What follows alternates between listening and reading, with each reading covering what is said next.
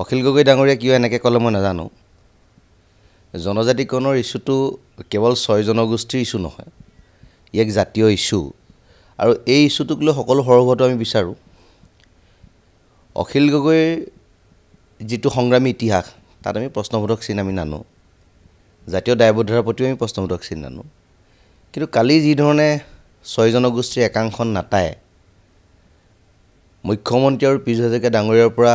ধন লৈ আন্দোলন কৰে বুলি কৈছে গতিকে তেখেতে এটা নাভুত নাচুত ঘটনা ৰাইজৰ আগত প্ৰকাশ কৰিছে তেওঁৰ তথ্য কি আধাৰ কথাখিনি ক'লে আমি সেইখিনি নাজানো আৰু যদি তেখেতৰ ওপৰত তথ্য আছে তথ্যখিনি ৰাইজৰ আগত দাঙি ধৰিব লাগে আৰু মিছাতেই 6 জনগোষ্ঠীৰ নেতাসকলক সামাজিকভাৱে বদনাম কৰাৰ দায়িত্ব তেখেতে যিটো লৈছে সেইটোৰ পৰা তেখেত আঁতৰি থকাটো তেখেতৰ কাৰণে মংগলজনক দ্বিতীয় এটা কথা যদি তেখেত জাতিটোৰ প্ৰতি ইমান দায়বদ্ধ তেখেতে যদি 6 জনগোষ্ঠীৰ জনজাতিকৰণৰ প্ৰতি ইমান সক্ৰিয়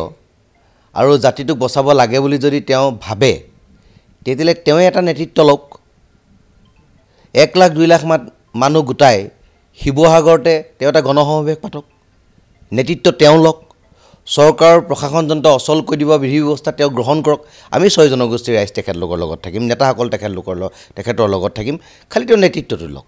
যদি নেতৃত্বও নলয় সংগ্ৰামৰ ধাৰটো যদি তেওঁ অব্যাহত ৰাখিব নিবিচাৰে কেৱল মাত্ৰ কাৰোবাক ক'ব লাগে বুলিয়ে যদি কথাখিনি কৈছে তেতিয়াহ'লে তেখেতেও যে কাৰোবাৰ চুটলিপি মতে কামখিনি কৰিছে সেইটো আমি বুজিবলৈ বাধ্য হ'ম গতিকে মই তেখেতক আপোনালোকৰ মাধ্যমেদি অনুৰোধ জনাইছোঁ যে তেখেতে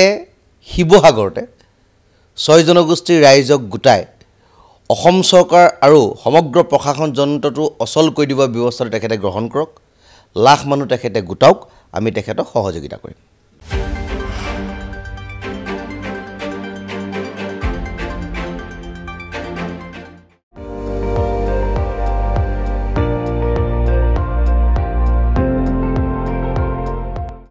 আপুনি চাই আছে ND24